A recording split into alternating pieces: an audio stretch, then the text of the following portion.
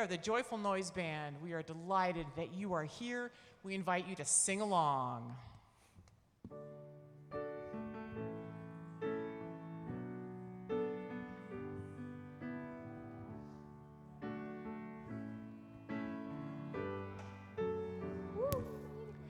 When I find myself in times of trouble, Mother Mary comes to me, speaking words of wisdom, let it be. And in my hour of darkness, she is standing right in front of me, speaking words of wisdom, let it be. Let it be, let it be, let it be, let it be. Whisper words of wisdom, let it be. And when the broken-hearted people living in the world agree, there will be an answer, let it be. For though they may be parted, there is still a chance that they will see. There will be an answer, let it be. Won't you join us in singing? Let it be, let it be, let it be, let it be. There will be an answer, let it be. Let it be, let it be, let it be, let it be. Whisper words of wisdom, let it be.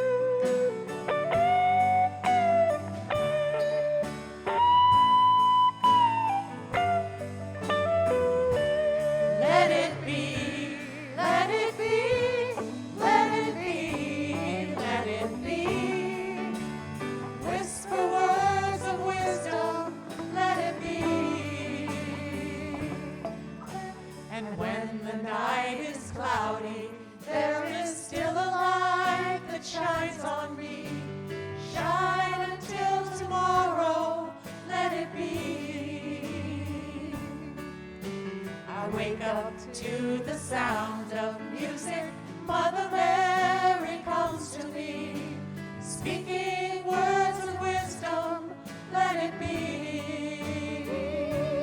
Let it be, let it be, let it be, let it be. There will be an answer, let it be. Let it be, let it be.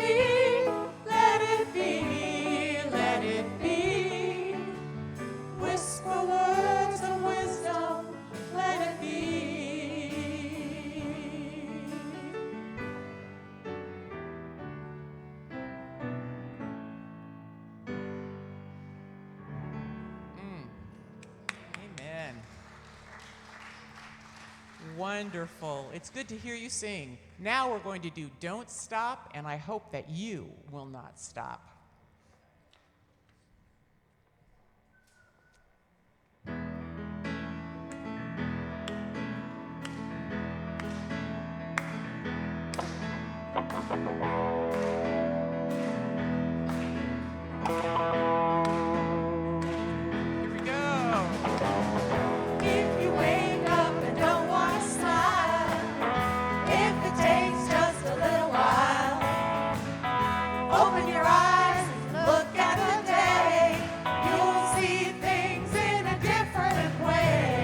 Don't stop thinking about tomorrow. Don't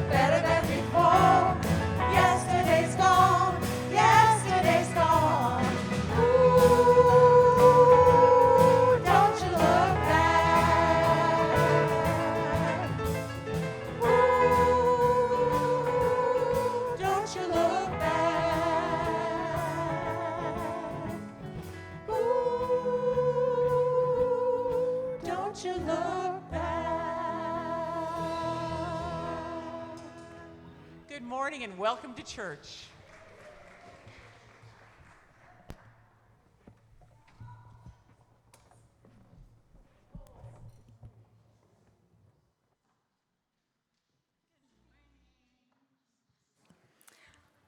It's nice to see the smiling faces down here in front again. My name is Nicole Fitzhugh. I'm a member of your board of trustees. So glad that you are with us this morning at First Unitarian of Oakland. We give a special welcome to our families today.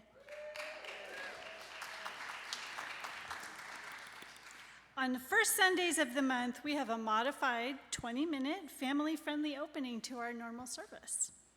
We are committed to becoming a community where everyone is welcome and where differences are celebrated.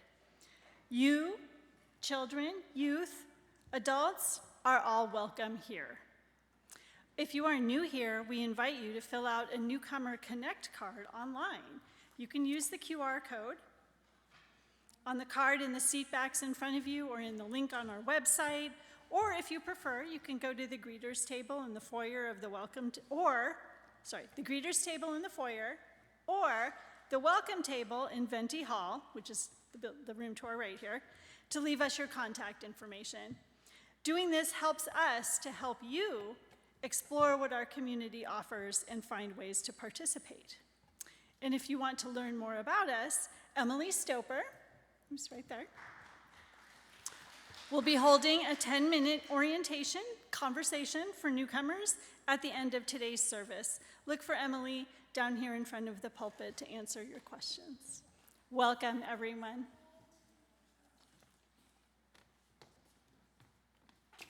Good morning, everyone.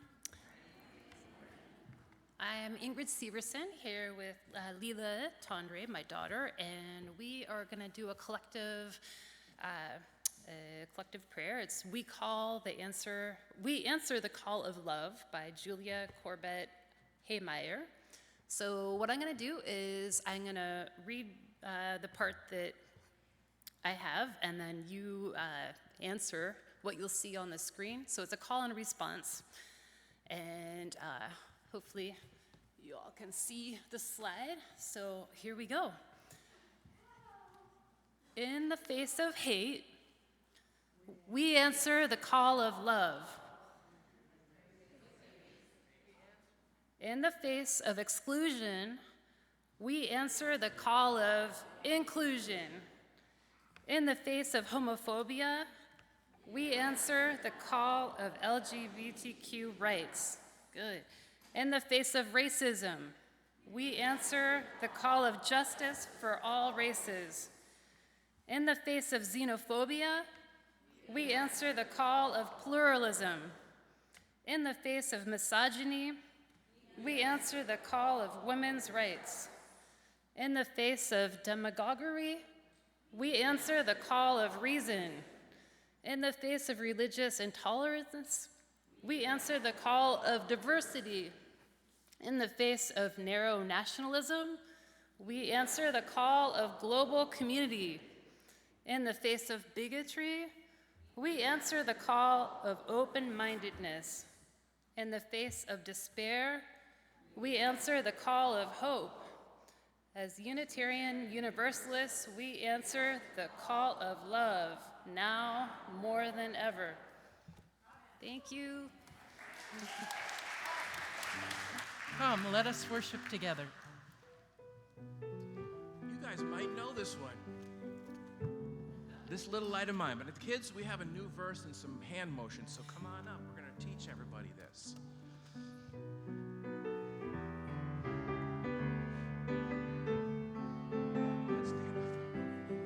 They're ready to join the choir. This little light of mine, I'm going to let it shine.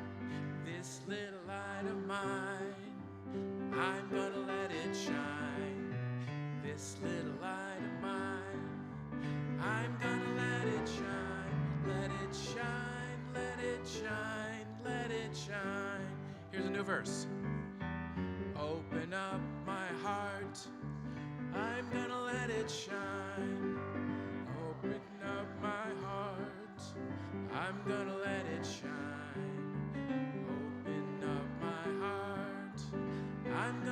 let it shine, let it shine, let it shine, let it shine. Thank you, kids.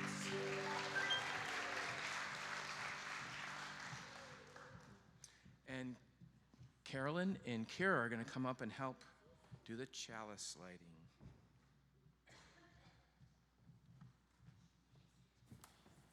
If you know the hand signals, you can do them with us. We light this chalice, symbol of Unitarian Universalism. May it remind us of the divine spark in all creation, the power of love to heal what is broken, and to be grateful for life's blessings each day.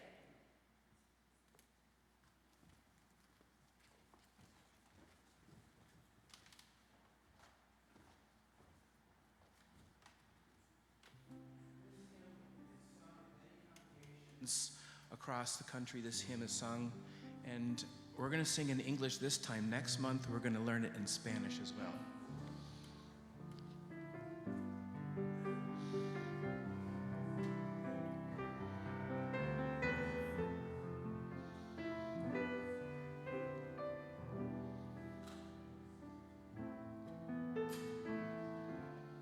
Get a nice breath. Spirit of life, come unto me. Sing in my heart all the stirrings of compassion. Blow in the wind, rise in the sea, move in the hand, giving life the shape of justice. Roots hold me close, wings set me free. Spirit of life, come to me, come to me.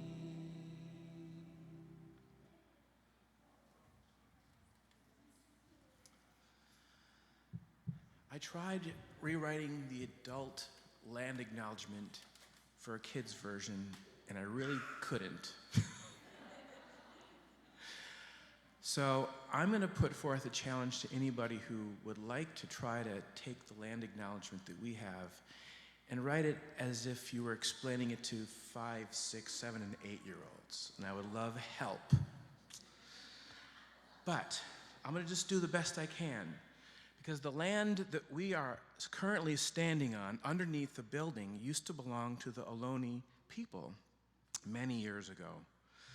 And basically the land was stolen from them. And we understand that and try to understand some of our responsibility for that act that we didn't actually do, but we still benefit from. So one of the ways we do that is by promoting the Shumi land tax for everybody here to understand what that means and give a little money to the people who are trying to buy back some of their land. All right.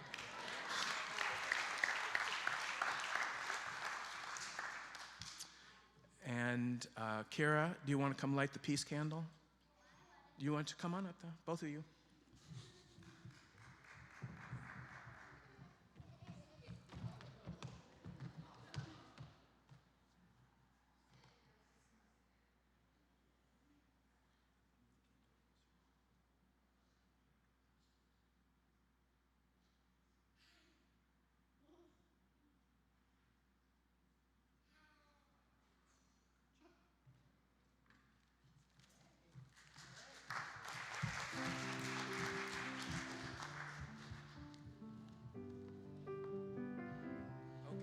One more song. Come on up here. And we're gonna teach a little snap clap as well. You gotta snap, clap, clap.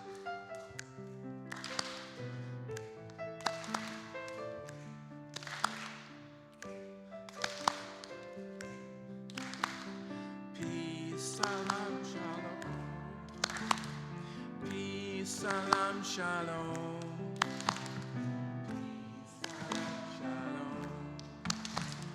Peace, salam, shalom. Peace, salam, shalom. Peace, salam, shalom. Peace, salam, shalom. Peace, salam, shalom.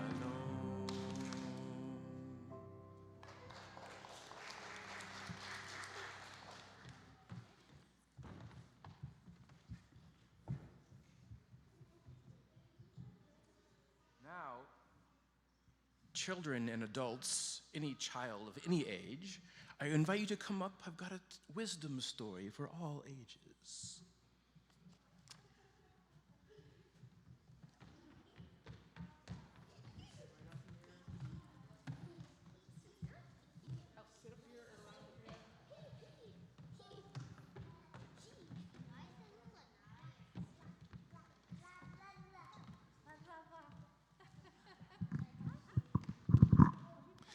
This is a wisdom story from Central Africa in a place that now is considered the Congo. The story is much older than the boundaries that were put around those peoples.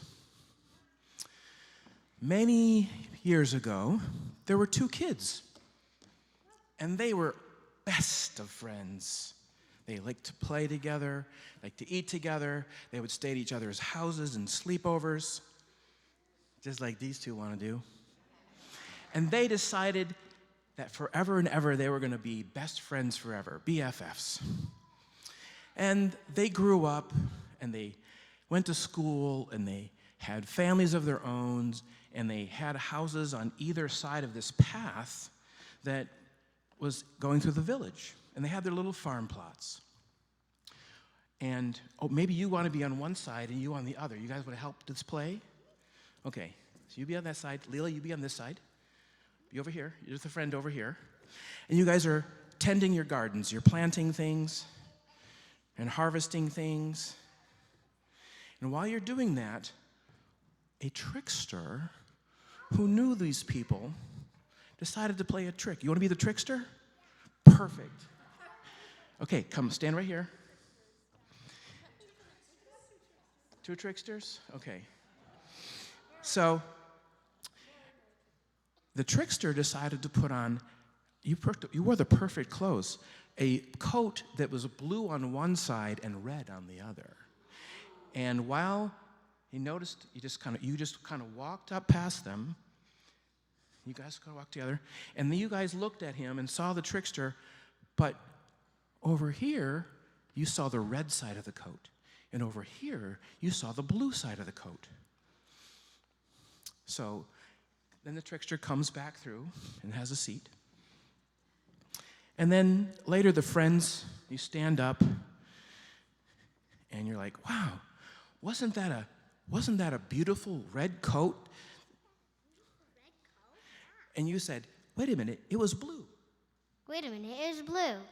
You say, no, it was red. No, it was red. No, it was blue. It was blue. It was red. It was red. It was blue. And they were arguing, and they started going at each other, and they were sticking their tongues out at each other. And then the trickster came by again, and they said, you made us, and they saw it. He turned around, and he showed them. He had two different colors of the coat. They were so surprised. And you said, you made us fight. You made us fight. You made us fight. It's all your fault. It's all your fault. And the trickster said, come here. He said, I didn't make you fight. I didn't make you fight. That was your own doing. That was your own doing. Because you only looked at me from your own perspective. Because you only looked at me from your own perspective. Give our actors a hand.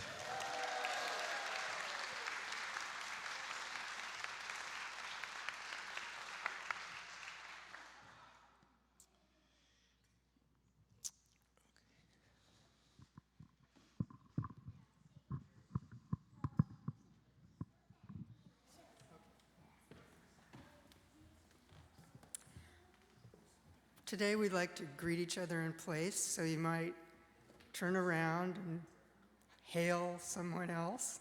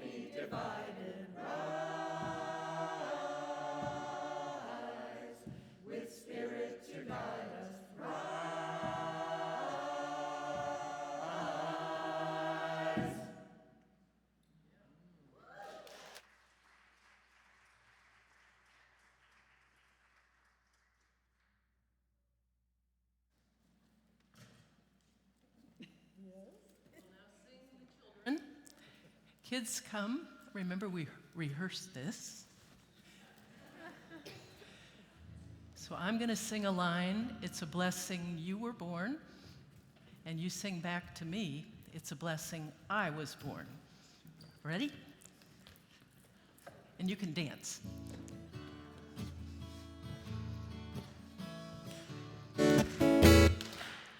It's a blessing you were born, and it matters what you do,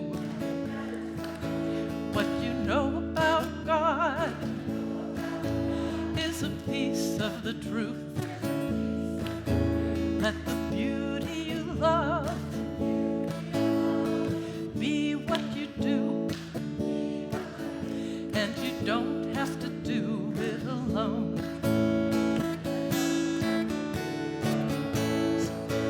It's a blessing we were born, and it matters what we do, what we know about God is a piece of the truth. Let the beauty you love be what we do, and we don't have to do it alone. And we don't have to do it alone. We don't have to do it alone. And we don't have to do it alone. Cha-cha-cha.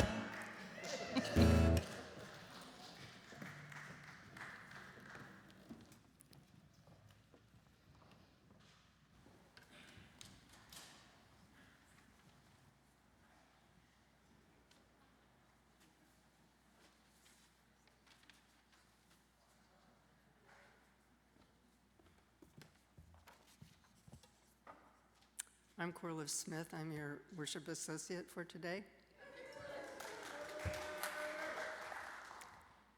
If you're worried about the election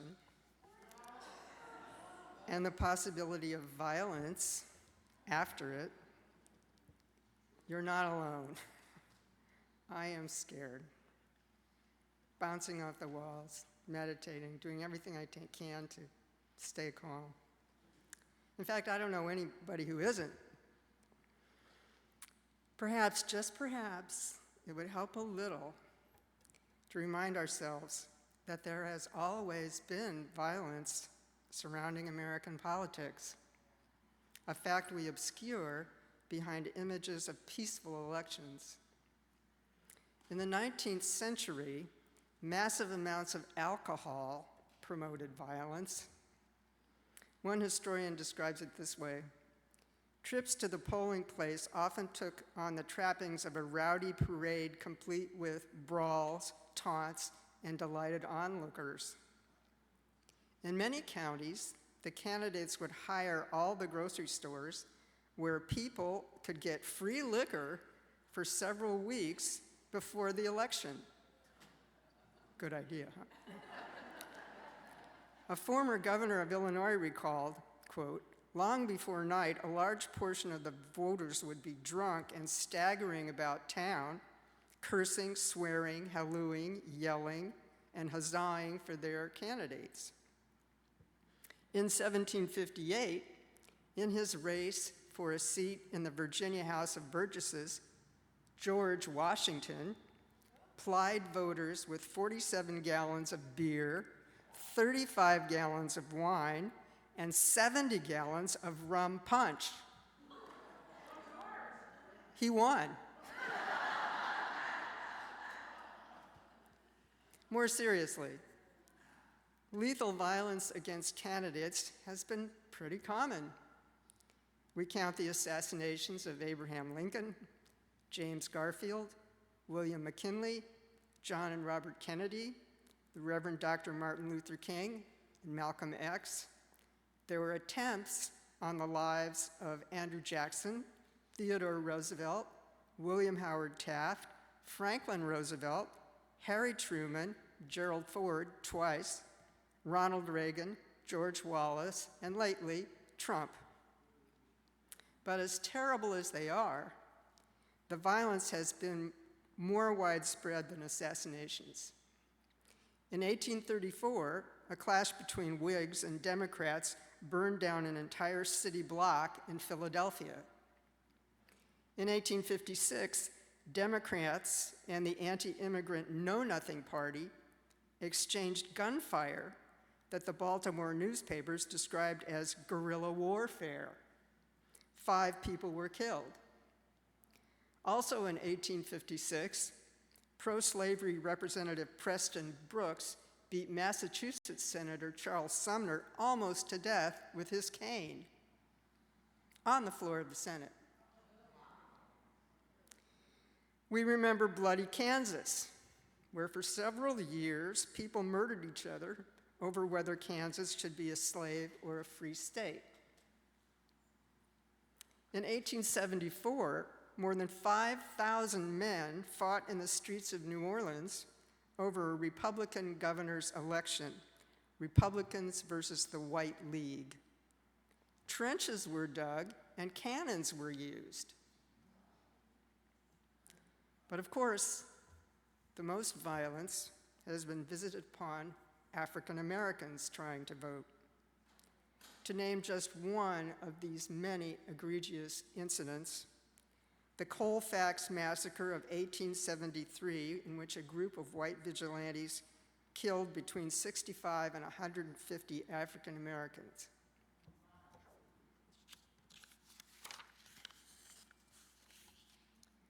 So the chance that there may be violence after our coming election is part of a long history of election violence that we mostly ignore, preferring a more peaceful version of history that more fully idealizes the United States. You might ask, how is this depressing historical survey helpful in addressing our anxieties?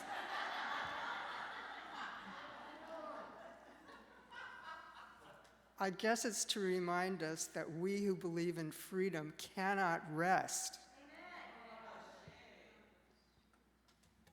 Here's what I'm going to try to substitute for the very realistic fear of violence. I'm going to remember that my excellent community, you all, believes in the power of love to heal what is broken. Our congregation is made of very good people committed to furthering justice and diminishing suffering. We might have to do a lot more of that. That won't change no matter what happens on Tuesday. We're strong, and we will meet the moment together. Will you say that with me? We are strong, and we will meet the moment together. Can we do it again? We are strong, and we will meet the moment together.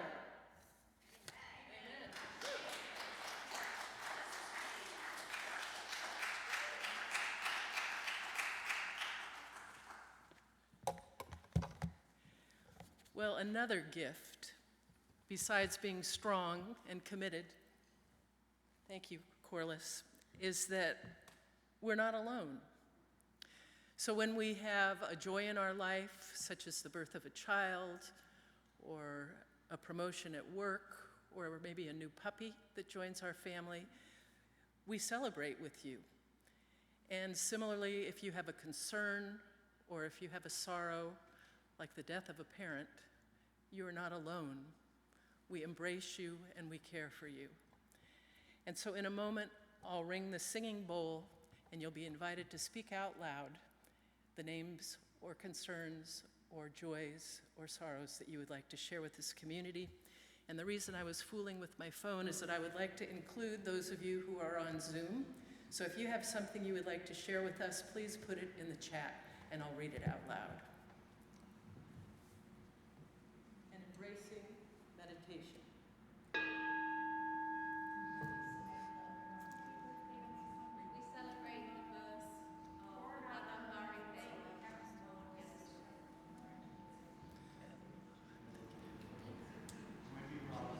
Wendy Ross.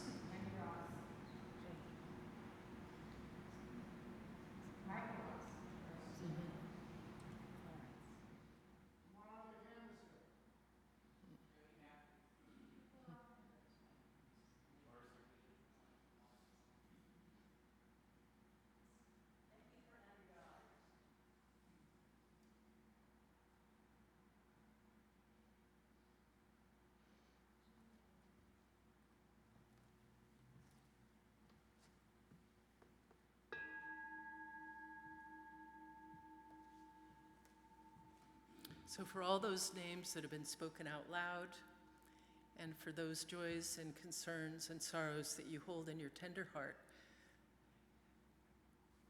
we hold them in our care. Oh, and I do have one request, that we hold my sister-in-law, Joanne, and this is from, I'm sorry, I'm blinded by those lights. Anyway, Joanne, we hold you in our care. Yeah.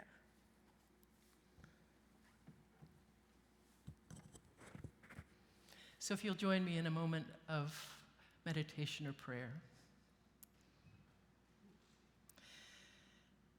Spirit of wisdom, as we prepare to elect new citizens to lead us in our communities, towns, and cities, in our counties, states, in our heart-torn nation, grant us wisdom and discernment so that we may choose those of peaceful heart, of competent mind, and of servant spirit. Spirit of the harvest, help us to winnow the grain from the chaff and to reap the legacy of freedom our founders planted for all of us. Help us to gather together as one people, united in concern for this country founded upon such promising ideals. And Spirit of healing, grant that we may bridge the breaches that have opened between us. Help us to understand one another, to listen to the stories of who we are, and to find common ground on which we can move forward together. Amen.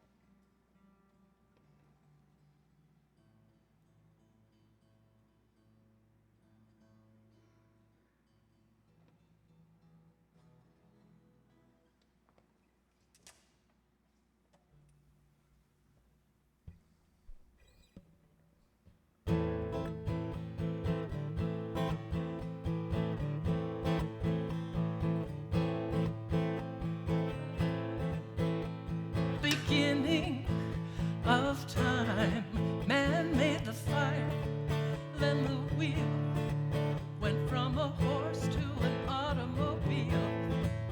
He said the world is mine. He took the oceans and the sky. He set the borders, built the walls. He won't stop till he owns it all. Here we are, standing on the brink of disaster. Enough is enough, is enough, is enough. I know the answer. Put a woman in charge. Put a woman in charge. Put the women in charge. Put a woman in charge. Put the women in charge. Put the woman in charge. Put a woman in charge. Put a woman in charge. Put the women in charge. Put the women in charge. The time has come. We've got to turn this world around. Call the mothers, call the daughters. We need the sisters of mercy now. She'll be a hero, not a fool. She's got the power to change the rules. She's got something that men don't have. She is kind and she understands.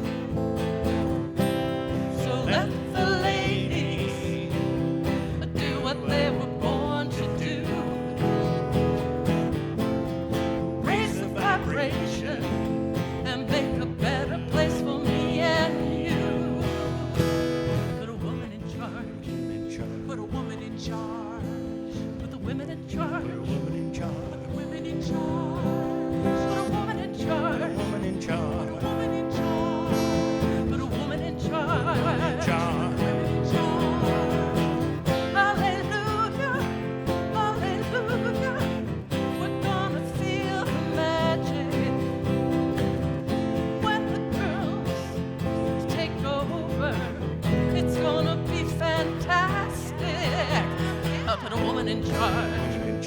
Put a woman in charge. Put a woman in charge. Put the women in charge. Put the women in charge. Put a woman in charge. Put the women in charge. Put the women in charge. Put a woman in charge. Put a woman in charge. Stand. Put a woman in charge. Put a woman in charge. Put the women in charge. Put a woman in charge. Put a woman in charge. Put a woman in charge. Put the women in charge. Put the women in charge. Put a woman in charge.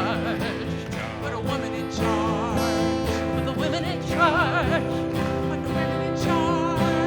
Put a woman in charge. Put a woman in charge. Put the women in charge.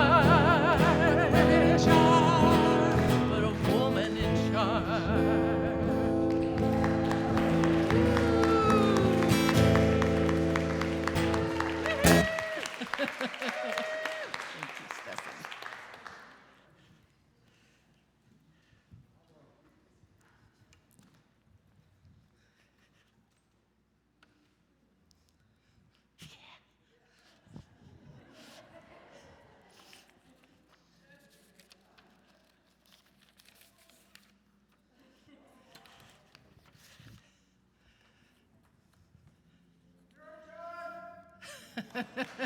Put a woman in charge.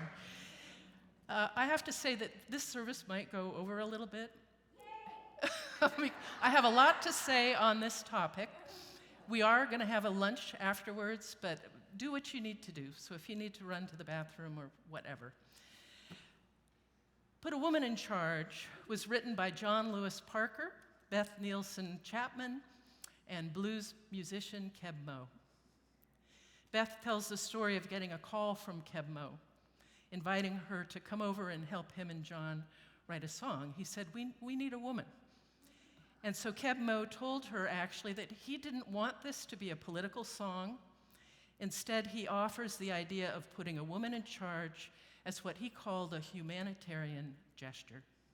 Good for humanity to put a woman in charge. So when Keb Mo's music video of the song was released, it was back in October of 2018, he dedicated it to his mom because she was a strong and powerful leader. Keb Mo says, Put a Woman in Charge is about trying something else.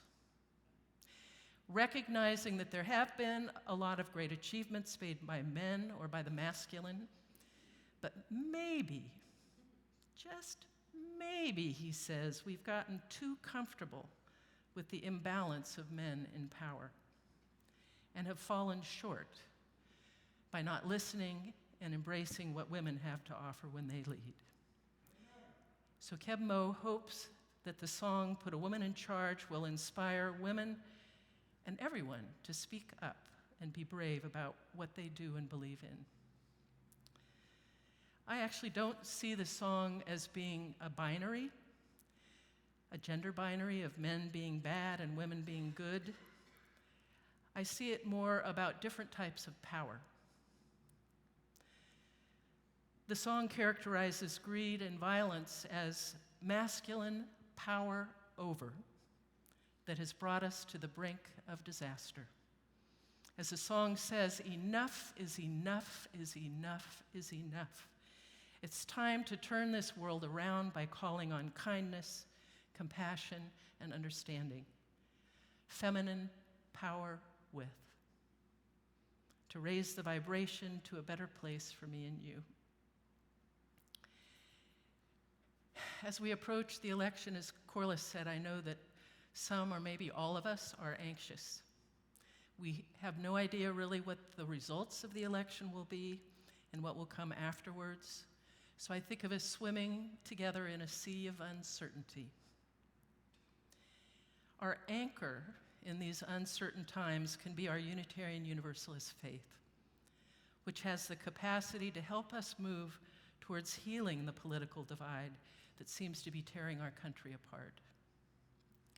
I actually think that we have an advantage in developing this capacity because of our theological diversity in UU congregations like this one.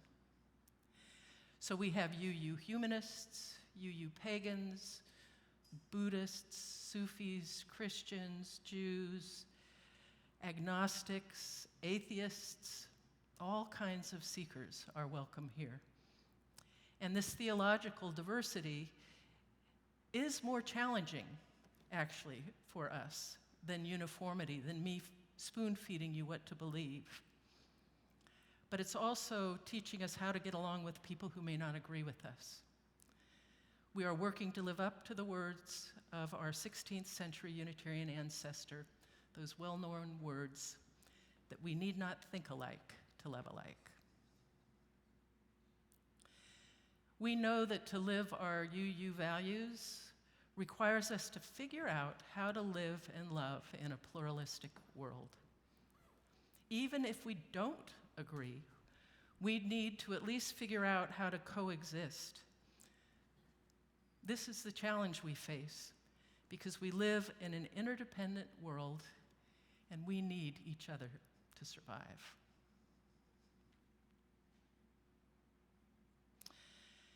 In this time of information overload and rampant disinformation, in this time of deep division, when we can't even seem to agree in what is real, what can we do to increase understanding and cooperation? What is our role as we continue to work to bend the moral arc of the universe towards justice? I would like us to start by recognizing that even when worldviews clash, sometimes with words and sometimes with violence, these diverse viewpoints are grounded in values, grounded in each person's individual experience and perspective. So like in the story that Jeff told about the red coat and the blue coat, each side can be both right and wrong. I know that this can be hard to swallow because I admit I am attached to my own worldview of what is right and what is wrong. But the perspective that no one has a monopoly on truth is a deeply rooted value of this faith. Freedom, reason, and tolerance have been the pillars of Unitarian Universalist values for centuries. And as we sang earlier, what each of us knows about God is a piece of the truth. Before I describe the values that underlie what can be dramatically diverse viewpoints, let me confess that lately I've been thinking of another story besides the red coat and the blue coat. Do you remember the story of The Emperor's New Clothes by Hans Christian Andersen? It's a cautionary tale about how some clever, opportunist weavers made a fool of a self-centered, narcissistic king and his entourage. So even though the story was written in 1837, I'm afraid that the message still resounds today. The emperor, strutting under a high canopy in the procession through the streets of the capital, the crowd raving about the beauty of his invisible clothing, until the little child cries out, "But the emperor has nothing at all on."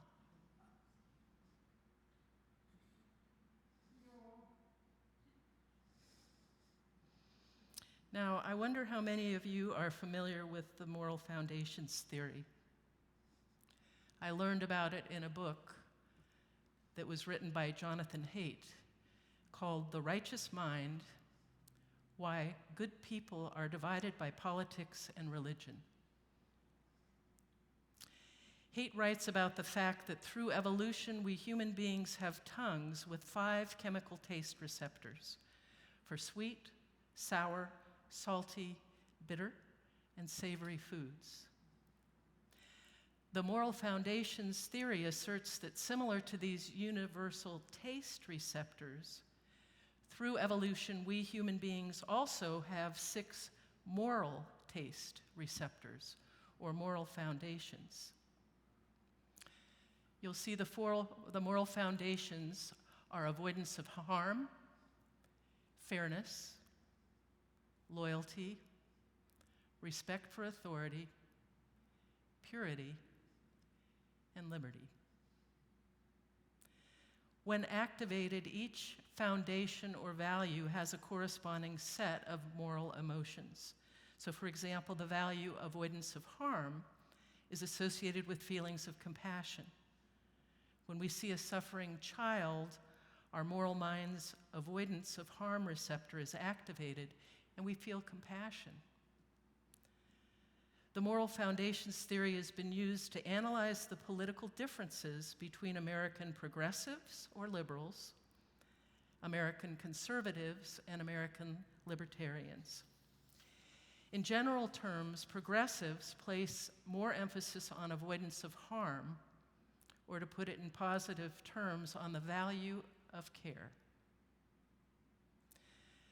On the other hand, social conservatives place more emphasis on the values of loyalty, respect for authority, and purity. And then libertarians have the value of liberty at the very top. It's interesting because all of the groups value fairness, but even here there are subtypes. Progressives value fairness presented as equality, as especially on equality of outcomes between groups. So this is the heart of progressive social justice work. A recent example would be the fight for marriage equality, extending marriage to same-sex couples. Compare this notion of fairness with conservatives who focus on merit. And fairness includes letting people fail when they are perceived to have been lazy or otherwise undeserving. I found it interesting that under some circumstances, everyone can shift closer to the middle or farther apart. One of the key emotions mediating this continuum is anxiety or fear. When people feel safe and secure, they become more liberal. When they feel threatened, they become more conservative. Social psychologist Paul Nail and his colleagues at the University of Central Arkansas conducted research in the weeks after 9/11, and what they found is that people of all political persuasions became more conservative in the wake of the terrorist attacks. In the righteous mind, hate has a message for both the left and the right. Even if we disagree, we can learn to appreciate the values and the viewpoints of the other. There's another book on this topic that takes hate's work further. It's a book by Joshua Green called Moral Tribes: Emotion, Reason, and the Gap Between Us and Them. Green thinks that while it's a good first step to understand each other better, to believe that each moral tribe is sincere in its own way, it doesn't go far enough because it doesn't answer the bottom line question: how can we get along? Green explains that for this we need a morality that transcends tribalism. Tribalism is the tendency to favor people who are in our social circles, the people who we consider to be us instead of them. In analyzing modern moral history, Green sees American social conservatives as belonging to a specific tribe, a European American, white, Christian tribe that dismisses the knowledge gained from science when it conflicts with tribal teachings, and that regards its own members as the real Americans.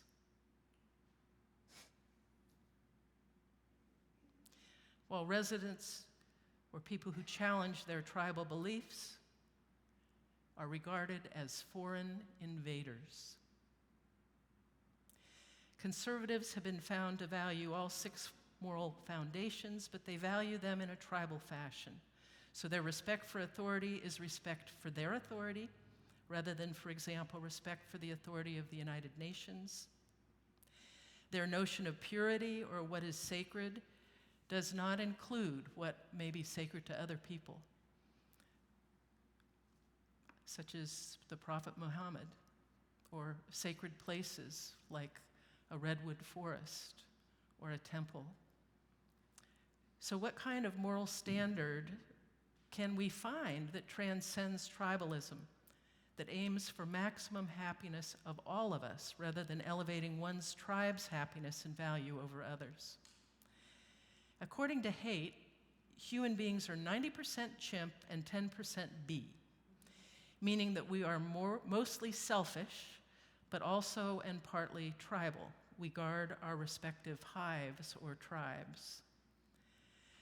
But Green thinks that Haidt's characterization of human nature is incomplete, because unlike chimps and bees, humans have the ability to reason.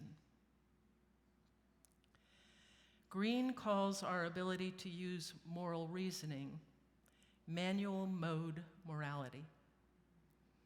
Humans have evolved to have a new kind of intelligence, reason, that has the capacity to solve complex, novel problems, such as the moral problem of us versus them. Manual mode morality is one of the two kinds of moral thinking that humans use to solve moral problems. And so to explain the two kinds of moral thinkings, Green offers the metaphor of a camera. Like a camera, humans have automatic settings that allow us to point and shoot. These automatic settings are our gut reactions. They're efficient but inflexible. Humans evolve these gut reactions to restrain us for acting only in our own self-interest. It's actually conscience. Green calls this kind of moral problem me, the individual, versus us, the community. Besides these automatic settings, the other kind of moral thinking is the manual mode. I think of the book called Thinking Fast and Thinking Slow. So thinking slow, this mode is relatively inefficient compared with our automatic settings, but it's flexible. And this is the kind of moral reasoning we need to use when our moral problem is us versus them. When our worldviews conflict with one another, we need to use our manual mode, our reasoning, not our gut reactions, our reasoning to try to figure out how to get along. The centuries-old UU values of freedom and reason are what enable us to use manual mode. So rather than simply trusting our automatic settings of our gut reactions, can we cultivate the capacity to pause and to think things through slowly?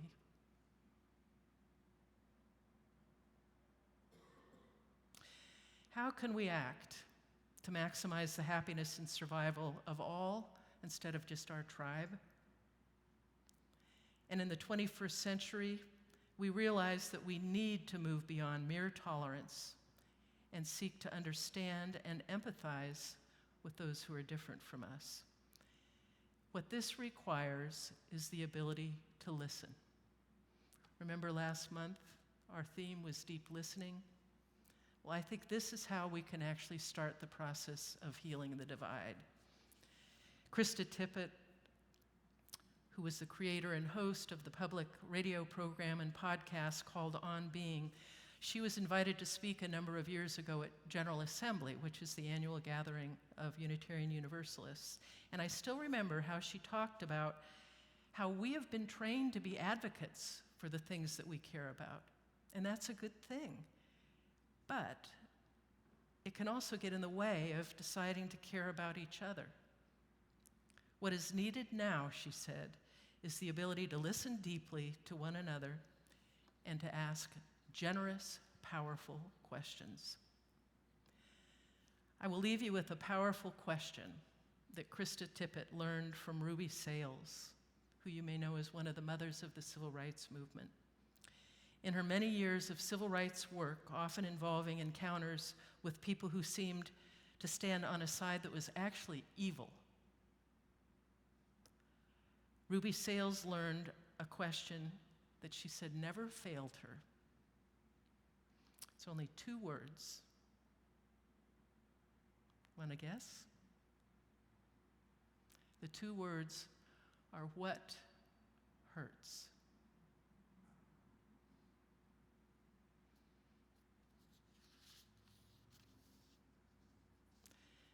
When we are faced with an onslaught of anger and hatred that threatens to undo so much of what is good and right and true, what we have worked so hard for, can we actually listen for the people in the big crowds on the other side who maybe don't want to be haters, but who are begging to be asked that question?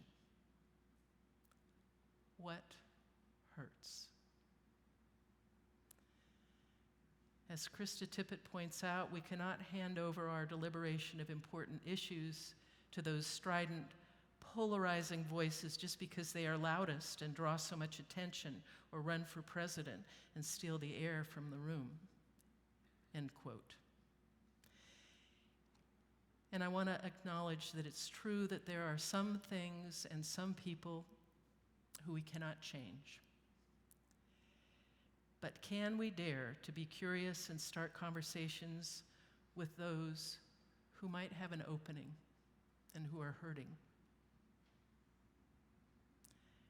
So my final words to you this morning are ones that I think some of you are familiar with. They're attributed to the Lutheran theologian Reinhard Niebuhr. May be we granted the serenity to accept the things we cannot change, the courage to change the things we can, and the wisdom to know the difference. So what is it that we said together? We are strong. Okay, let's end on that. We are strong, and we can meet the moment. Together. Yes. Amen. May it be so.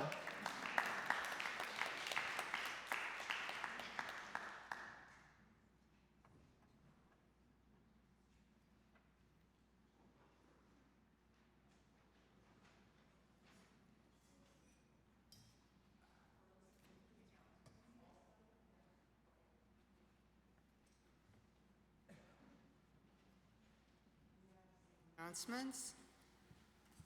We have a slide that shows us our pledge update, maybe.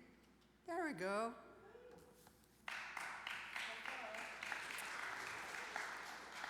Your Board of Trustees stewardship team reports we have received over $246,000 in pledges for our 2025 Stewardship Pledge Drive. Many thanks to the 70 individuals and couples who made this possible. After the service today, we will celebrate your generosity with soup and salad lunch. Then on Monday, our team of volunteer callers will continue to reach out to those who have not renewed their pledge to help meet our goal of building on a strong foundation. We need another $85,000 to pay for the Sunday services, RE programs, and staff our church relies on to make UU Oakland a thriving congregation. If you have not done so, go to the church's website and make your pledge today. However much you can pledge is great. Thank you again for your support of our beloved church and congregation. Let's see. Do we have? I want to remind you that we're having a craft fair on December 8th. Anything you make, cook, imagine, you can bring it, and the rest of us will buy it. And it'll be a nice thing. We used to have these frequently, and we haven't for a while, but we're reviving that tradition. So I hope you can participate. Excuse me a minute, I know there's another.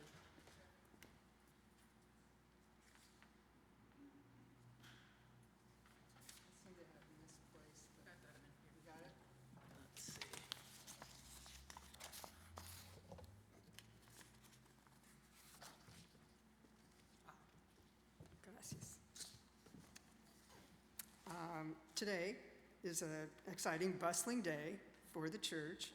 Early this morning, before the service, our RE families launched their first Sunday breakfast potluck parent group and participated in our first family-friendly beginning to our worship service.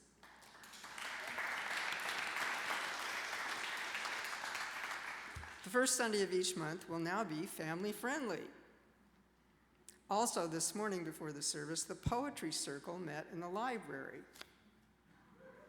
In the meantime, Jody Mathis, our Ministry of Celebrations conjurer, has been working hard with a team of volunteers to prepare the stewardship campaign celebration luncheon after the service. All are welcome to join the gathering. Truly is a joy to see our church members of all ages coming through and giving life to the building. This Tuesday is Election Day, if you didn't know that, when many important state measures and seats will be voted on. These measures cover various issues like involuntary servitude of incarcerated persons and the constitutional right to marry. If you still haven't received a ballot in the mail, just walk into your nearest polling site on Tuesday and they will assist you.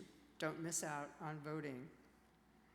And some of you may be seeking a space to be with community to process the ongoing election results, whatever they may be. Reverend Laurel invites you to drop by the Star King Room on Wednesday, the day after the election, during her extended office hours from noon until 4 p.m. That would be great. Okay, so I'd like to invite the ushers to come forward, and will you please line the baskets with money, because we need money. We can't run the church without money. We have to have it.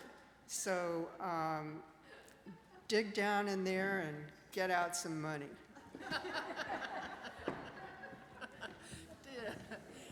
And remember that we're splitting our collection for September, October, and November with the Segura Te Land Trust.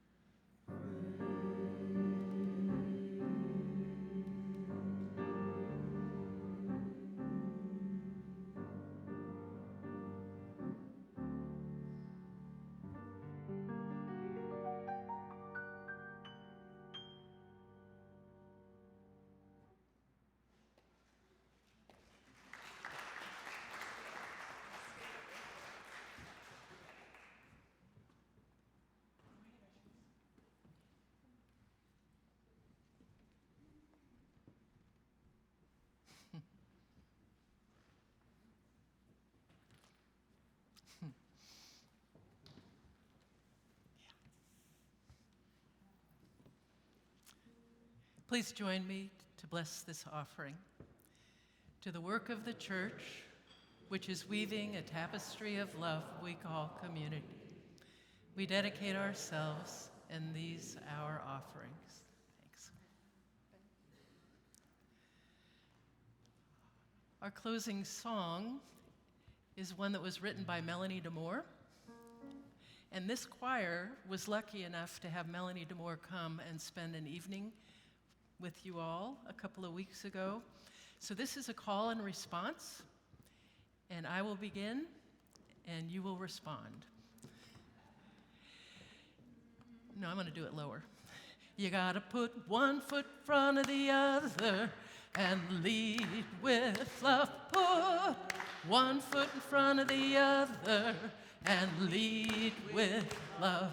You gotta put one foot in front of the other and lead with love. Put one foot in front of the other and lead with love. Don't give up hope. Don't give up hope. You're not alone. You're not alone. Don't give up hope. Don't give up hope. Keep moving on. Keep You gotta put one foot in front of the other and lead with love. Put one foot in front of the other and lead with love. You gotta put one foot in front of the other and lead with love. Put one foot in front of the other and lead with love. Lift up your eyes. Don't you despair. Look up ahead. The path is there. You gotta put one foot in front of the other and lead with love. Put one foot in front of the other and lead with love. You gotta put one foot in front of the other and lead with love. Put one foot in front of the other and lead with love. I know you're scared. Well, I'm scared too. But here I am. Right next to you. You gotta put one foot in front of the other and lead with love. Put one foot in front of the other and lead with love. You gotta put one foot in front of the other and lead with love. Put one foot in front of the other and lead with love. And lead with love. And lead with love. And lead with love. Yeah. Thank you, Melanie.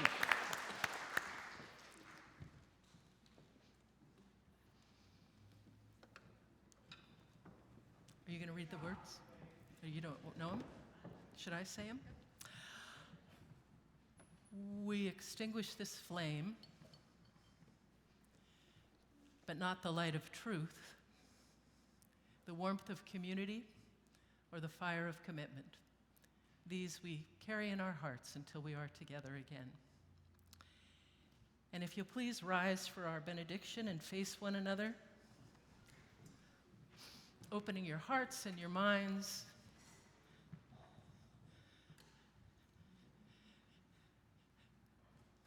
There's a song in our hymnal that goes like this. How does it go? Building bridges between our divisions. Bridges between our divisions. I reach out to you. Will you reach out to me? And with all of our voices and all of our visions, friends, we could make such sweet harmony. Yeah? Okay, let's go have some lunch. All right.